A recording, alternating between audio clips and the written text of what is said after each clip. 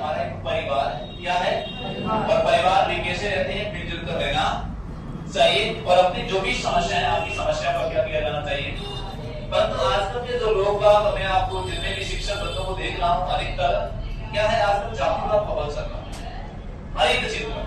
परंतु मैं शिक्षा के बारे में मैं आपको बता दूं कि कभी भी एजुकेशन में किसी भी संस्था पर कोई जातिवाद करता है तो संस्था हमेशा खत्म होता है। तो इसके लिए समान अभिव्यक्ति दी जाए, समान अवसर दिए जाए हर एक कैटेगरी की बच्चे। जातिवाद के ऊपर तो कोई बात ही नहीं होनी चाहिए। ये हमारा एक परिवार है। क्या है? परिवार। परिवार में सभी को कैसे मिलजुल कर कार्य करना। तो ये शिक्षा वही है, इसमें शिक्षक एवं छात्र दोनों की सक्रिय भूमिका होती है। इसमें वो प्राचीन काफी आधुनिक शिक्षण है। कैसा शिक्षण है? आधुनिक शिक्षण है और यह बाल केंद्रित होता है। कैसा होता है? क्योंकि जो शिक्षा दी जाएगी वो सभी बालकों को ध्यान में रखकर, क्योंकि आप तैयारी कर रहे हैं बीएसटीसी। किसकी तैयारी कर रहे हैं? बीएसटीसी यानी कि डीएलएड, डिप्लोमा इन एलिमेंट्री। आप डीएलएड की तैयारी कर रहे हैं, ध्यान से सुनना। किसकी तैयारी कर रहे हैं? आप डीएलएड की तैयारी कर रहे हैं तो आपको उसी के बेस में क्या दी जाएगी? शिक्षा दी जाएगी। ऐसा नहीं कि आप तैयारी कर रहे हैं डीएलएड की। किसकी? डीएलएड की। और मैं आपको आते ही फर्स्ट ग्रेड, सेकंड ग्रेड की टीचिंग मेथड्स पढ़ाने का, फर्स्ट ग्रेड और सेकंड ग्रेड की टीचिंग मेथड्स पढ़ाने का, या मैं आपको पूरी आरबीएससी के बारे में पूरी जानकारी देने लगा हूं, या फिर मैं कुछ और चीज बताने लग रहा हूं जो आपके सिलेबस से बाहर है। क्या वो प्रभावी माना जाएगा? शिक्षण हमेशा जिस क्लास के बच्चे हैं उन क्लास के बच्चों को ध्यान में रखकर क्या करना चाहिए?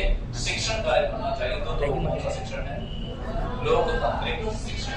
और इस शिक्षण के अंतर्गत दो विधियां आती हैं, प्रयोगशाला और कौन सी विधि? प्रायोजना।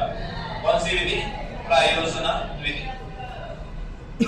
प्रयोगशाला में तो बच्चा क्या करता है? Learning by doing. क्या करता है? Learning by doing. परंतु इसका हिंदी में मतलब क्या होता है? करके सीखना। कैसे सीखना भाई? करके सीखना। और एक होता है learning by observation. Learning by observation. और इसका मतलब होता है अवलोकन द्वारा सीखना। कैसे सीखना भाई? अवलोकन द्वारा सीखना। किसके द्वारा सीखना? अवलोकन द्वारा। क्योंकि जब आप लैब में जाएंगे कुछ ना कुछ क्या करेंगे? प्रयोग करेंगे। तो आप कैसे सीख रहे हैं? करके सीख। आपने जो सैद्धांतिक ज्ञान पढ़ा, जो थ्योरेटिकल नॉलेज पढ़ी, जैसे कि केमिस्ट्री में पढ़ा कि इसका जो मान होता है इतना होता है, और आपने उसी प्रयोग को किसी लैब में जाकर कर लिया और उसका मान उतना ही आया, तो आपके अंदर सकारात्मकता आएगी कि नहीं? आपकी जो इच्छा शक्ति है समझने की और बढ़ेगी नहीं। फिर आप डेली आएंगे और डेली कुछ न कुछ करने का प्रयास करेंगे, और डेली जो आप पैदा होगा जो करके सीखने का, वो धीरे धीरे आपके माइंड में जो नेगेटिव पॉइंट बने हुए थे उस विषय वस्तु के प्रति वो किस वे में आ जाएंगे? सकारात्मक। तो हमेशा क्या करें? कार्य करते रहें और लगातार यदि आप प्रयासरत रहे जिंदगी में सफलता अवश्य मिलेगी। तो हमेशा आपको कोई भी गलत कार्य में संलिप्तता नहीं देना, क्योंकि ये जीवन है, क्षणभंगुर है, पता नहीं कब क्या हो जाए, कोई घटना घटे तो आपको केवल पढ़ाई से मतलब रखना है, क्योंकि एक बार जिंदगी में सफल हो जाए बाद में बहुत मस्ती है, कुछ गलतियां कर लेना, कोई कुछ नहीं कहेगा आपसे। परंतु वर्तमान कंडीशन में एक तो आपकी पूरी हालत खराब है, ऊपर से आप मौज मस्ती कर रहे हो, अपने माता पिता को ध्यान में रखकर कोई भी कार्य किया करो।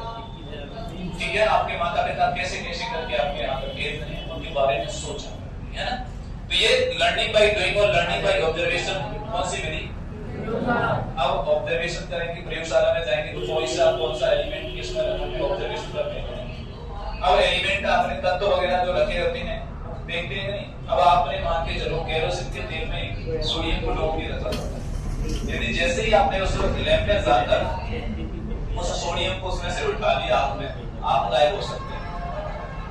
आग लग जाती है खुले में सोडियम को रखने से, इसलिए तो उसी किस्म केरोसिन के तेल में डुबो के, क्योंकि खुले में वो सोडियम होता है वो आग पकड़, आप उसे देखते हुए आप भस्म हो जाओगे।